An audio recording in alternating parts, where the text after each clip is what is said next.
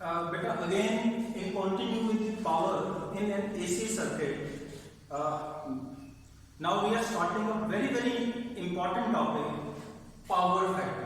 तो power factor आपको देखा होगा कि हमने 2-3 बार ये टर्म आई है. तो पावर फैक्टर को हम किस से रिप्रेजेंट करते हैं in an AC circuit cos phi से. तो चेक करो, अगर आपको पता है इन एन एसी सर्किट, ठीक है, एसी सर्किट कोई भी, मैंने इसे जनरल एसी सर्किट ले लिया. कौन सा सर्किट? LCR circuit. तो एलसीआर सर्किट में बेटे पावर, एवरेज पावर निकाली जाती थी. वो किसके इक्वल थी? ई RMS I RMS multiply cos phi. इस पावर, ये भी पावर है, चेक करो, V इंटू आई क्या देती है? पावर ही देती है. तो इनके कुछ नाम हैं. इस पावर को हम बोलते हैं रियल पावर. Real power. इस पावर को ई आरएमएस आई आरएमएस को बोलते हैं वर्चुअल पावर. Virtual power. और sometime it is also called apparent power which appears. तो वर्चुअल पावर या apparent पावर एक ही चीज है. Multiply cos phi and cos phi is called power factor. Power factor. इसका ये मीनिंग हुआ कि जो रियल पावर है, जो एक्चुअल पावर हमें मिलती है, वो किसके बराबर होती है? वर्चुअल पावर, जो हमें लगता है, जो अपीयर होती है कि ये पावर है, ये पावर हमें सर्किट से मिल रही है, ये काम पर सेकंड हमें मिल रहा है सर्किट से या किसी अप्लायंस से. एक्चुअली रियल पावर किसके बराबर होती है? जो वर्चुअल पावर, जो हमें लगता है, मल्टीप्लाई पावर फैक्टर. तो इसका मतलब पावर फैक्टर जो होता है cos फाई, एक्चुअली वो किसके बराबर होता है? Real power divided by virtual power. तो इस चीज को बेटे समझो. क्या समझना है? पावर फैक्टर हमारे लिए या एसी सर्किट्स के लिए क्यों इंपॉर्टेंट है? हमारे जो घरों के अंदर अप्लायंसेस है, बहुत सारे अप्लायंसेस है, एसी है, कूलर है, आयरन है, हैवी अप्लायंसेस, गीजर, हीटर, है ना, ये सारे अप्लायंसेस का बेटे कुछ ना कुछ पावर फैक्टर होता है. तो वो पावर फैक्टर क्या इंपॉर्टेंस रखता है हमारे घर के लिए, हमारे सर्किट्स के लिए, वो हमने समझना है थोड़ा सा. तो इसे थ्योरेटिकली ज़्यादा है, मैथमेटिकली कम है. मैं फिर भी एग्जांपल लेके आपको समझाने की कोशिश कर रहा हूँ.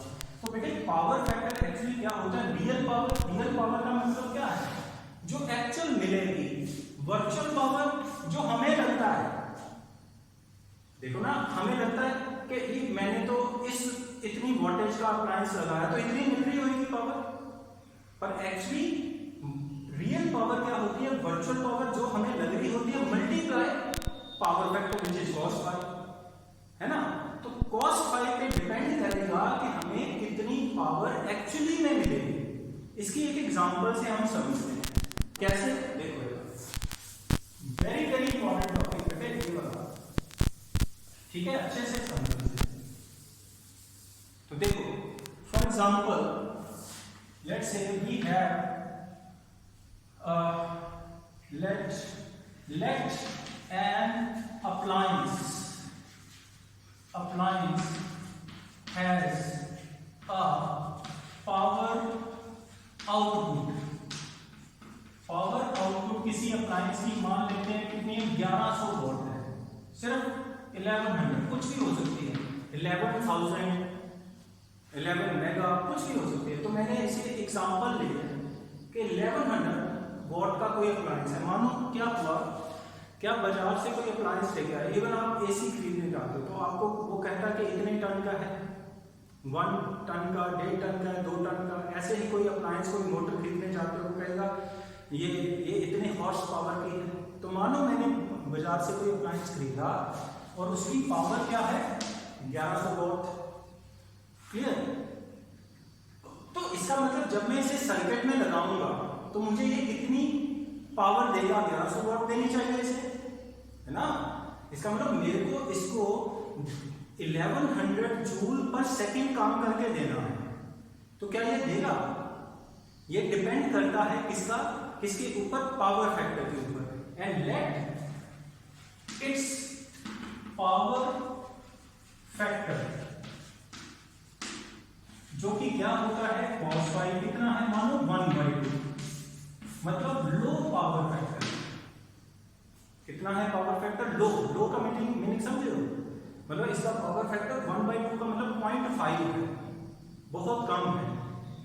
तो क्या होगा, अब हमें फॉर्मूला आता है रियल पावर इक्वल टू क्या होती है, virtual power multiply cos phi, है ना बेटे, यहीं से बनाया P एवरेज इसकी इक्वल थी ERMS IRMS cos फाई, है ना। This is called virtual power. ये रियल पावर, रियल पावर जो मिलेगी, असली में मिलेगी, रियल जो रियलिटी में है। तो मैंने वर्चुअल पावर मेरी कितनी है, जो मैं बाजार से लेके आया हूँ, मेरे को ये लग रहा है बाजार वाले किसी बंदे ने मेरे को अप्लायंस दिया है तो 1100 वोल्ट का है, तो 1100 वोल्ट ही तो वो मेरे को एनर्जी प्रोड्यूस करके देगा ना, है ना। मान लो मैंने मोटर लगाई, मान लो एक 1 हॉर्स पावर की, एक 2 हॉर्स पावर की, तो कौन ज्यादा काम करेगी मेरे लिए, 2 हॉर्स पावर की।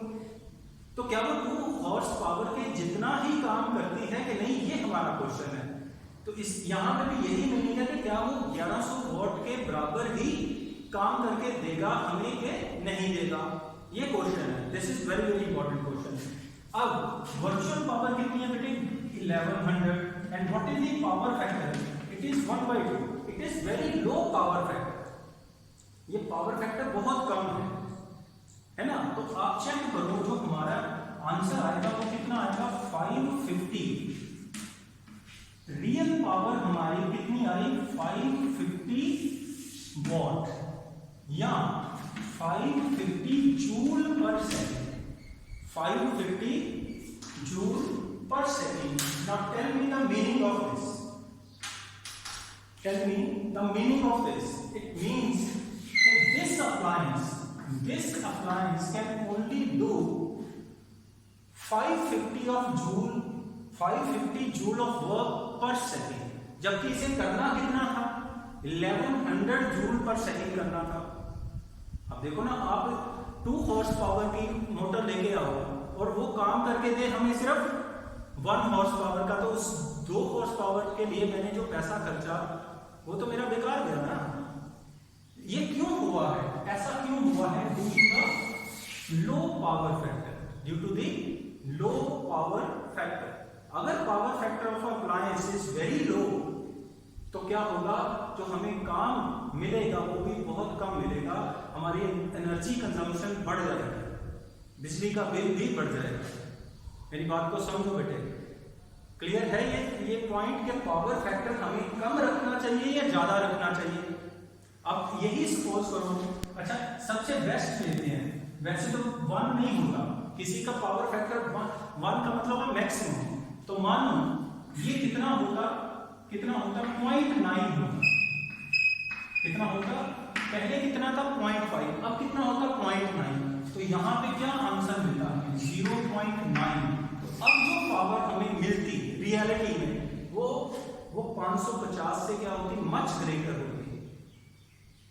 ठीक है, तो इसलिए जब भी आपने अप्लायंस खरीदना है बाजार से, तो आपने उसका क्या, हम तो जाते हैं और खरीद लाते हैं, ठीक है, पर जो एक्चुअली में होना चाहिए, आप अगर फिजिक्स के स्टूडेंट हो तो आपको क्या देखना चाहिए, उस अप्लायंस का, उसके ऊपर उसकी रेटिंग देखो, किस वोल्टेज पे काम करने के लिए बनाया, किस करंट रेटिंग को देखो, किस करंट पे काम करने के लिए बनाया, प्लस सबसे इंपॉर्टेंट पावर फैक्टर को देखो। पावर फैक्टर किसी भी अप्लायंस का क्या होना चाहिए, नियर अबाउट 90% होना चाहिए, मतलब 0.9 से ऊपर होना चाहिए। ठीक है, जैसे आजकल आपने देखा होगा कि जो एसी आते हैं 5 स्टार रेटेड होते हैं, 2 स्टार होते हैं, 3 स्टार होते हैं, वो रेटिंग का यही मीनिंग है बेटा कि उनका जो पावर, अगर 5 स्टार रेटेड है तो उसका पावर फैक्टर क्या है, बहुत ज़्यादा है। तो पावर फैक्टर ज़्यादा होने से आपका बिजली की जो इलेक्ट्रिसिटी कंजम्पशन होगी बहुत कम होगी। क्लियर है बेटा। एक और चीज इसको देखो बेटे ना, एक और चीज हमने समझनी है क्या, कि suppose an appliance of power 1100 watt is made to run at 220 volt, मतलब हमारे घरों में जो सप्लाई आती है बेटे वो कितनी आती है 220 वोल्ट। तो मैंने बाजार से अप्लायंस खरीदा कितना 1100 वॉट का, जो किस वोल्टेज पे चलना है 220 वोल्ट पे चलना है। Again it's power factor cos phi फिर से कितना है, बहुत लो है, 1/2 है। तो पहले तो मैं यहां से P इक्वल टू क्या लिख सकता हूं, VI। तो I किसके इक्वल आ गया बेटे 1100/220 कैंसल, तो ये आएगा 5 एम्पीयर। इसका मतलब इस अप्लायंस को अगर मैं सर्किट में लगाऊं तो it will draw a current of 5 ampere. ये कितने करंट को ड्रॉ करेगा 5 एम्पीयर। तो क्या रियलिटी में ये 5 एम्पीयर करेगा या उससे कम करेगा या उससे ज्यादा, तो हमें ये देखना है, क्योंकि रियलिटी में बेटे पावर फैक्टर आ जाता है। क्या आ जाता है, पावर फैक्टर। तो पावर फैक्टर में कैसे लिखेंगे, एवरेज पावर इक्वल टू क्या होती है, ERMS IRMS cos फाई। तो यहां से रियलिटी में जो करंट खींचना है इसने वो निकालते हैं। तो IRMS equal to P average by ERMS into cos phi, है ना। तो जो पावर हमने किस वॉट का हमने अप्लायंस यूज किया हुआ है 1100। व्हाट इज ERMS, कितने वोल्टेज पे चलना है इससे 220 and what is cos phi, it is 1/2। Again solve it.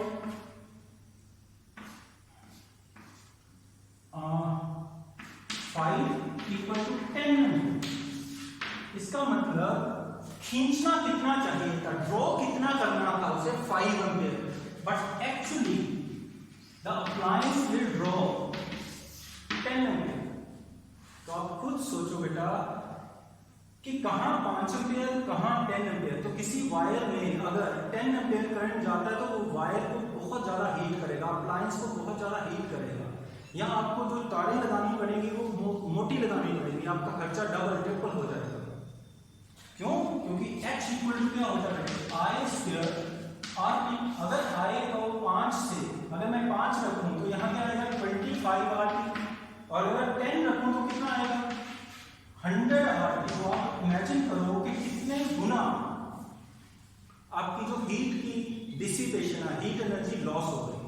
इसलिए दोनों रीजन ये बताते हैं कि power factor is a very important factor in an AC circuit and it should be high. इसे 1 बनाना है, कोशिश करो 1 बने, नहीं तो 1 के बिल्कुल करीब बने, 0.9, 0.98, 0.95। क्लियर बेटा। तो इसे अच्छे से देखो, one of the most important conceptual topic. Clear, still have any doubt you can ask me. Thank you.